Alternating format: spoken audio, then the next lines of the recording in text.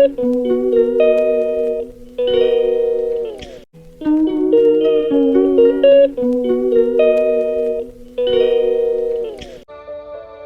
gente, tudo bem? Este é o canal Graça e Fé. Hoje eu vou trazer uma leitura a qual não estava programado para este momento, né? Mas como vocês sabem, a minha intenção, como eu disse antes, é falar dos muitos nomes do Deus único e, ao mesmo tempo, mostrar os registros da palavra de Deus, onde nos revela a triunidade de Deus, né? Porque no decorrer das Escrituras vamos deparar com muitos textos que eles fazem de alguma forma, ou diretamente ou indiretamente, referência à Trindade. Então, como eu vou estar explicando o nome de Deus, então eu quero fazer essa leitura para incluir, porque eu vou estar comentando sobre uma das pessoas da Trindade Divina, né? Então, mostrando, texto que mostra com clareza a divindade desse ser, né? Do qual nós vamos ler nesses registros. Então, mostrando que é um único Deus, é um só Deus. Mas, então vamos estar fazendo essa leitura. Eu não sei se em um vídeo só vai ser possível fazer em um vídeo só, mas vamos ver como que vai ser, né? Porque eu não quero deixar para trás o que já está na minha mente, né? Porque eu acho importante a gente ver isso antes de voltar para o Gênesis. Então eu desejo adicionar mais essa parte das Escrituras antes de comentarmos sobre os nomes de Deus. Então, agora eu vou voltando agora para o assunto que eu estava no vídeo anterior, não para o que eu já falei, né? Mas finalizando, concluindo, né? Que o assunto lá é a fatalidade, né?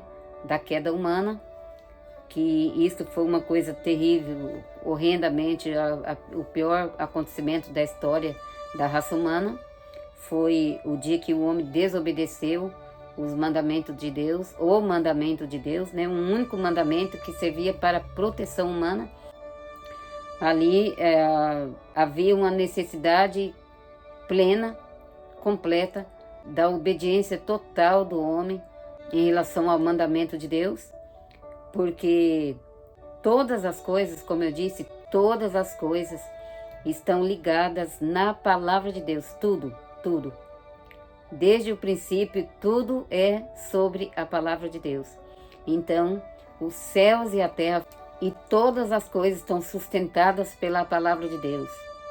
Todas elas subsistem pelo poder da palavra de Deus. Então, a palavra de Deus, ela rege todas as coisas, né? E quando o ser humano desobedeceu a palavra de Deus, ele violou esse padrão divino, né? Esse padrão que rege todas as coisas, nos céus, na terra e em todo o universo. Tudo foi criado pela palavra de Deus, tudo está sustentado pela palavra de Deus, incluindo a nossa comunhão com Deus. Ela está relacionada à nossa fé na palavra de Deus e também à nossa obediência à palavra de Deus. Então, sem essa fé e sem a nossa obediência à palavra de Deus, não tem como ter comunhão com Ele. Então, se não tem como ter comunhão com Deus, muito menos terá como reinar com Deus, né? Porque é tudo sobre a palavra de Deus. A palavra de Deus é o eixo regedor de todas as coisas, nos céus e na terra. E então, como eu disse, tudo subsiste pela palavra de Deus. E sobre essa palavra, quem é essa palavra? Por que essa palavra é tão importante? A palavra de Deus não é apenas uma voz, mas quando se trata a Bíblia Sagrada, quando se trata da palavra de Deus, existe, claro, a palavra escrita e a palavra viva, né? A palavra viva de Deus é um ser vivo, é Deus, né? É o próprio Deus, porque Deus subsiste em 3 pessoas, né? E quando Deus criou todas as coisas, a palavra que fluía da boca de Deus era o espírito de vida do próprio Deus, que saía em forma de palavra e criava todas as coisas, né? Então é a palavra poderosa, a palavra viva de Deus e criadora, cuja palavra, mais para frente, essa palavra se torna carne, né? Porque Deus envia essa palavra viva e vivificadora para trazer vida ao homem que estava morto em seus pecados, né? Então, dando continuidade aqui sobre a palavra, né? Ele, né? Quem é este ele? Que a Bíblia está dizendo, que a palavra de Deus a palavra diz assim: nele foram criadas todas as coisas, e ele existe antes de tudo que há. Nele todas as coisas subsistem. Então, quem é este ele? Ele é a cabeça do corpo, que é a igreja. Ele é a cabeça do corpo. A igreja é o corpo. Ou seja, que igreja que está falando? Aqueles que entrou no plano da salvação de Deus e estão em obediência à palavra de Deus. Esses se tornaram o corpo de Cristo, né? Por isso que existe a Santa Ceia, que é o símbolo da nossa comunhão com Ele, que participando do sangue e do vinho, né? Que o pão e o vinho, que significa o sangue e a carne de Cristo. Então, espiritualmente, nós nos tornamos participantes do corpo dele, porque o pão representa o corpo dele, a carne dele, né? E o vinho representa o sangue dele. Então, quando nós tomamos o vinho da Santa Ceia e comemos o pão, nós estamos como que unindo ao corpo dele. É simbólico, né? Mas nós estamos espiritualmente unindo a carne dele, né? E ao sangue, bebendo o vinho, que é simbolizado o sangue de Cristo. Então, nós nos tornamos um só corpo com Cristo e em Cristo, do qual Ele é a cabeça.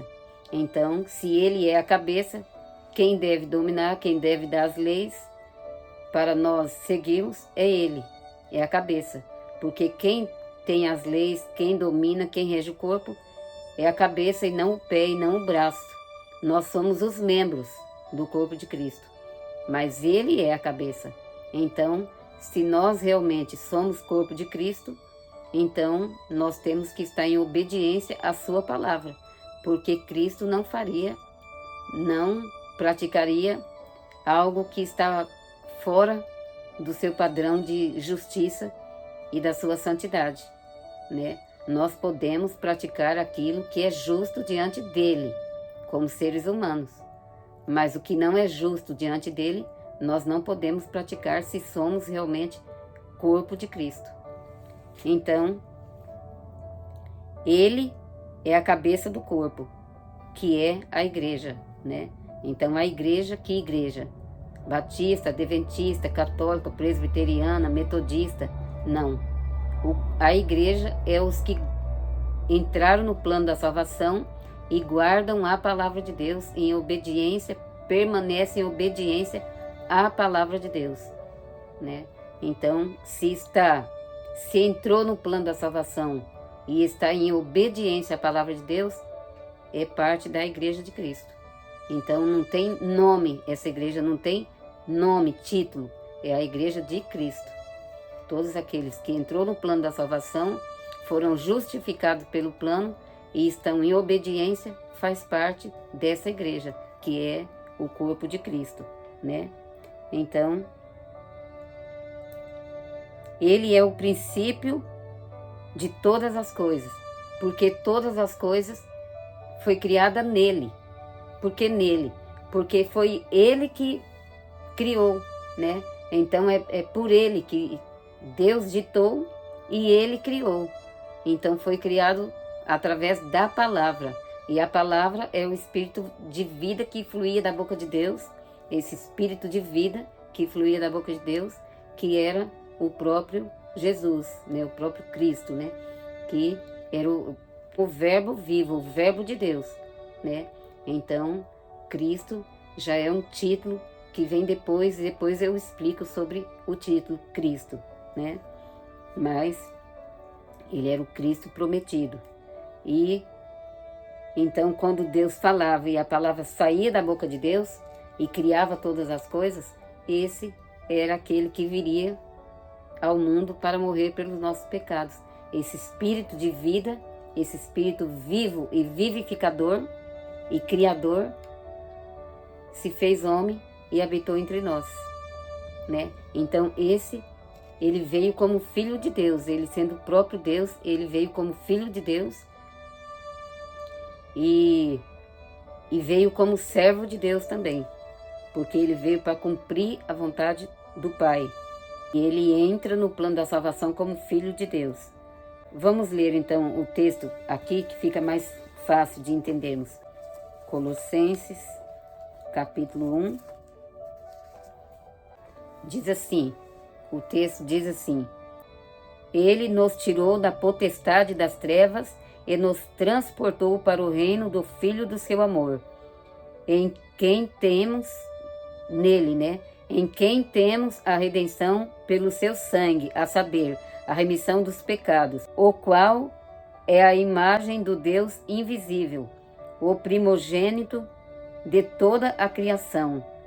Ele é o primogênito de toda a criação, não significa que ele é o primeiro a ser criado, porque ele não foi criado, ele é eterno.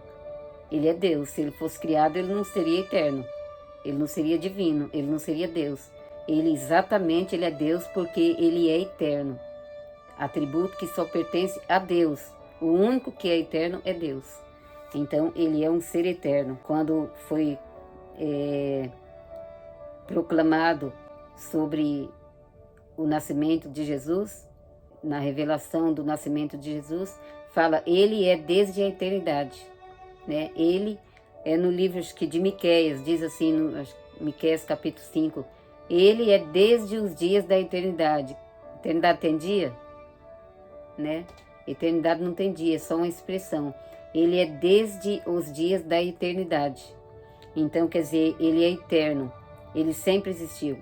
Então, ele é o primogênito da criação, porque nele foram criadas todas as coisas. Aqui mesmo já responde, ó. Eu nem tinha prestado atenção, mas nem lembrava. Mas aqui mesmo, no próximo versículo, já responde.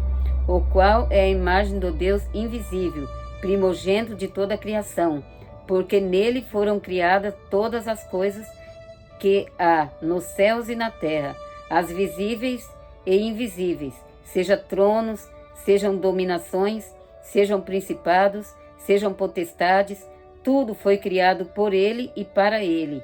E ele é antes de todas as coisas, e todas as coisas subsistem por ele.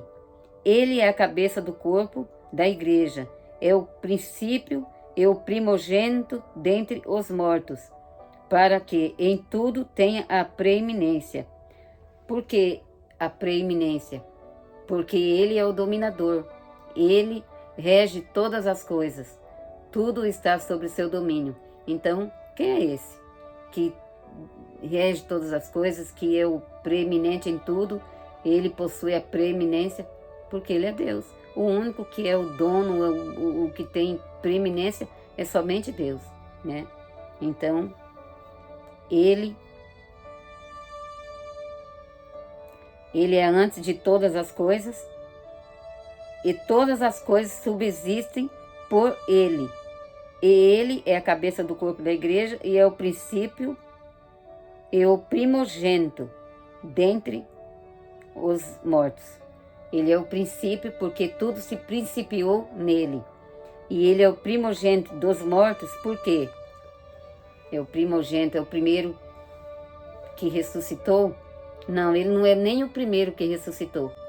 Não é, quer dizer aqui que ele é o primeiro que ressuscitou, porque ele não é. Antes de Cristo, houve ressurreições no Velho Testamento. Inclusive, até mesmo o osso do profeta Eliseu ressuscitou um morto. Porque quando eles foram sepultar um morto, e quando eles estavam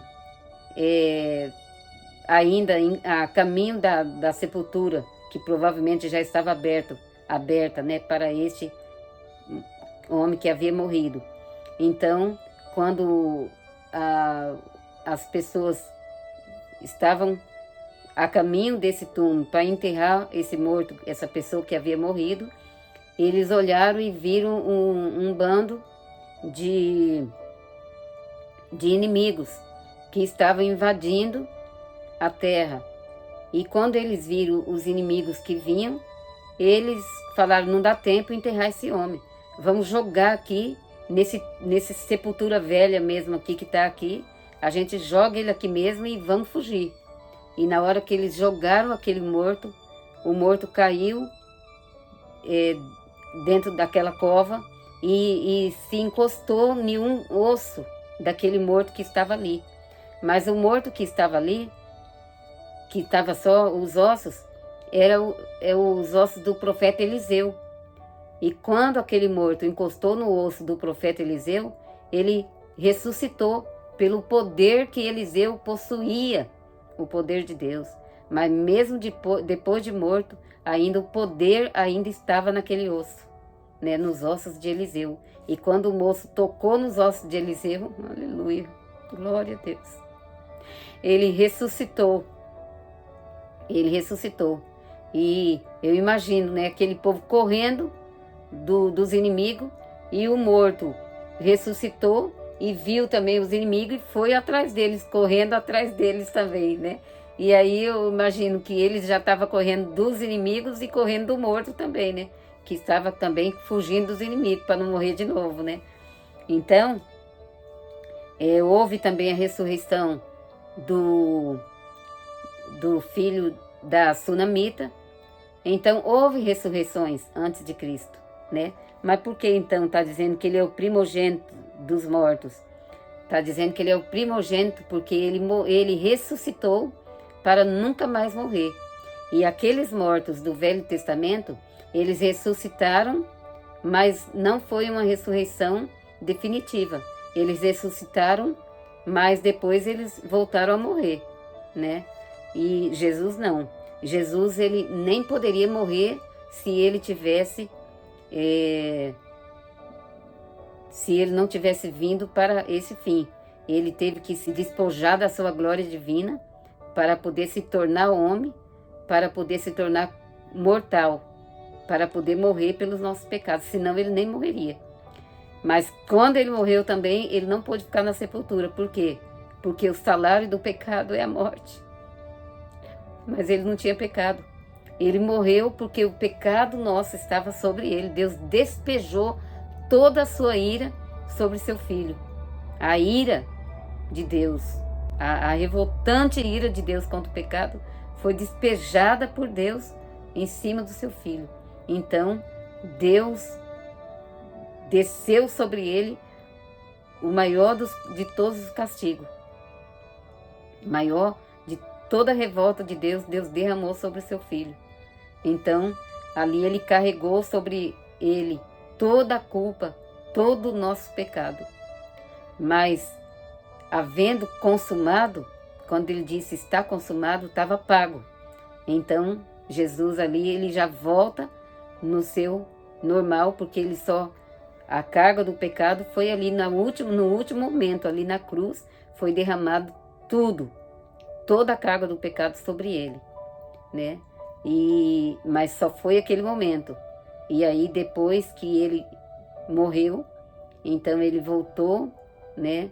Ele estava puro novamente, né? Já havia pago a culpa do pecado então a pureza, né? O nosso pecado já não estava mais em cima dele e ele estava puro, então o túmulo não poderia segurar mais ele ali, porque o salário do pecado é a morte, mas ele é santo, então a sepultura teve que cuspir ele para fora, porque ele é santo. Nós somos pecadores porque nós somos filhos de Adão. Nós temos como a sinalização de filho de Adão, nós temos em nós o timbre que nos aponta como filhos de Adão, o DNA de Adão, né? O DNA de Adão em nós é o timbre do pecado, que nos mostra como pecadores, né? Então, nós morremos porque somos pecadores, mas ele morreu por causa do nosso pecado. Mas, havendo pago o nosso pecado, a sepultura não pôde mais segurar ele lá e teve que jogar ele para fora.